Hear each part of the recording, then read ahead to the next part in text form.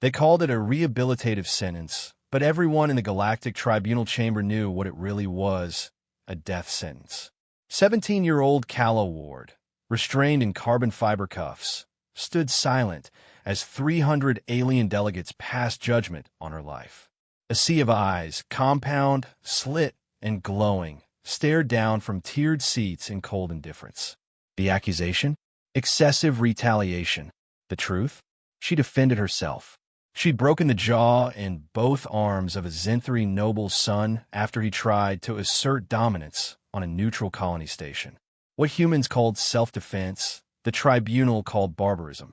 The Deathworlder lacks impulse control, croaked Ambassador Krex, his proboscis twitching in smug satisfaction. Let her learn on Vortech. 9. What mercy her species has denied others. A murmur of agreement slithered through the chamber. Even the Terran envoy said nothing. Cowards. Politicians. She wasn't one of theirs, not important enough to start conflict over. 2 Vortari guards grabbed her arms, leading her to the launch chamber. No trial. No appeals. Just the exile protocol. Her prison was a drop pod. Rough metal walls. No windows. A single view screen displayed her destination. Vortech. 9. A death class. 6 ecosystem teeming with unclassified apex predators. No settlements.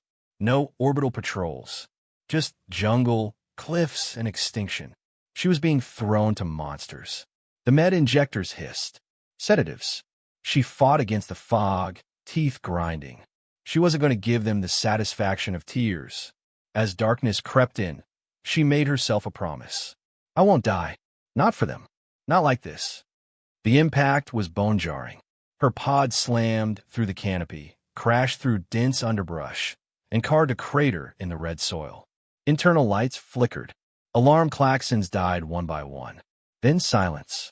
Calla came to in pain. Her head ached. Her muscles trembled.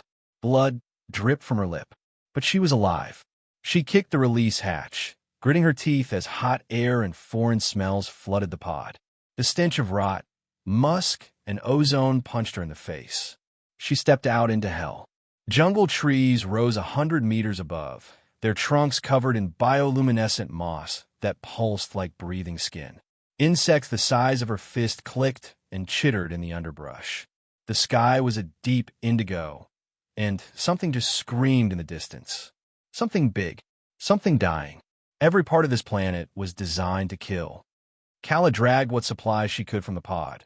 A survival knife, 1 flare, water purifier, and a damaged tactical pad. No weapons, no armor, nothing to defend herself against the nightmares already moving in the shadows. She didn't scream. She didn't panic. That was the part of her the galaxy feared, the human response to fear. Not retreat, not submission, calculation. She took stock of the terrain, built a makeshift spear from hull shards and twisted pipe.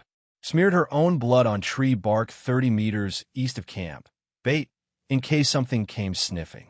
Then she climbed 20 feet into a tree, lashing herself to the trunk with cable wire and waited. It came at dusk, a 6-limbed predator with black chitin and eyes like molten metal.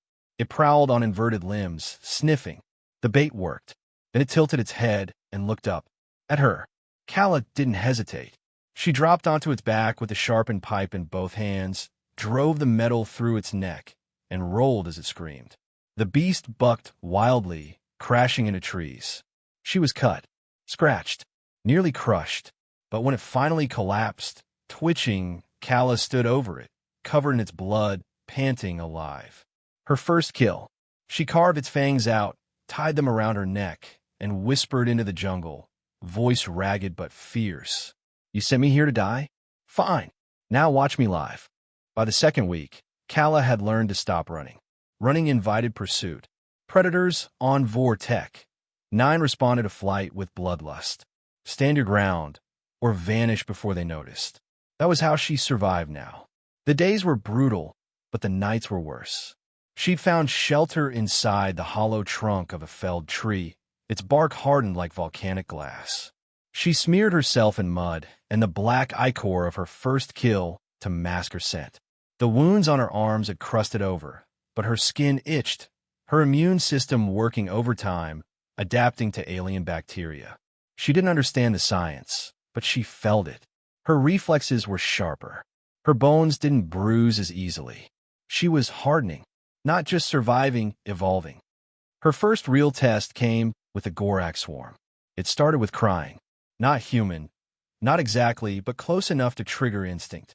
Somewhere in the distance, a high-pitched whimper echoed through the jungle. Calla froze. She'd already seen enough to know there were no children here. Then came another whimper, and another. Different pitches, different tones. A trap. She climbed a branch and waited. Minutes passed. Then they emerged. Hundreds of spider-like creatures moved in sync, each the size of a dinner plate. Their black shells shimmered like oil, and where a mouth should have been, each one had a vertical slit that pulsed with sound. They weren't hunting her with teeth. They were hunting with sound mimics. Calla didn't run.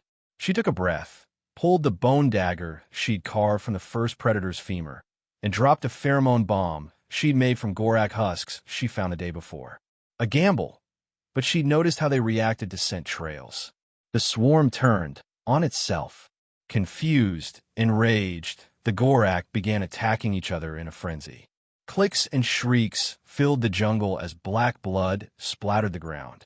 Calla moved like shadow through the trees, silent, untouched. She smiled for the first time in days. Later, near a ridge that overlooked a scorched canyon, she watched from above as a Valak Rex stalked a herd of bristle-backed grazers. The Rex was monstrous, 6 meters tall at the shoulder, scaled hide scarred with old battles, teeth longer than her forearm. It moved without sound, tail slicing through the air like a whip. The Rex didn't just kill. It studied. Calla watched it for 3 days. Learned its movement patterns, its tactics. It attacked from upwind, circled its prey, then vanished before striking from behind. She wasn't watching the apex predator out of fear. She was learning, mimicking. And when the chance came, she made her move. It was a juvenile, smaller, sloppier, alone. Calla baited it with the carcass of a grazer and led it into a trap, a pit she'd covered with woven vines and sharpened spikes of chitin. But the Rex didn't fall in. It sensed the danger at the last moment, reared back, and charged her instead. No time to run. She dove to the side, slicing across its neck with her bone dagger. The weapon snapped in half. The creature roared and pinned her beneath one clawed foot, drool hissing onto her skin. She grabbed a shard of jagged metal from the wreckage she'd buried nearby and rammed it into the Rex's eye socket. It shrieked, stumbled. Calla rolled, leapt onto its back, and drove the shard in deeper, twisting until the creature spasmed and fell. The kill took minutes. But when it was over, she stood over the still body of a Rex, her arm soaked in its blood, her heartbeat thundering. That night, she carved armor from its hide. Shoulder plates, greaves, a chest wrap lined with fang trophies. She painted her face with its blood, war stripes, and in the stillness of the jungle, when the beasts gave her wide berth and no mimic cries came, she understood. They saw her now, not as prey, but as competition, a predator. They came in silver drop pods that burned the sky, 5 of them, each bearing the golden sigil of the Apex Guild. Elite trophy hunters who paid fortunes to chase the most dangerous life forms across the galaxy. They called it sport, ritual, legacy, but Calla saw it for what it really was. Murder. She watched from the high trees as they stepped out. 4 armed warriors in flex armor, wielding plasma-lace spears and railguns custom-fitted for high-impact recoil. They joked, laughed, posed for their recording drones. They weren't afraid. They should have been. At first, Calla stayed hidden. She tracked their movements as they moved into Spiral Basin, a natural convergence point where territorial predators clashed. It was sacred ground to the ecosystem, and the hunters knew it. They laid traps, poisoned waterholes, slaughtered juvenile Valak for their hides. One even posed with a Gorak's head, licking its blood for the camera. Calla's rage boiled quietly. She could have struck early, but she didn't. Not yet. Instead, she waited. Let them grow cocky. Let them think they were winning. She'd been hunted, chased, exiled. Now was her turn. The first kill was silent. The youngest hunter, a feline-faced species with mirrored eyes, strayed too far while scanning a thermal trail.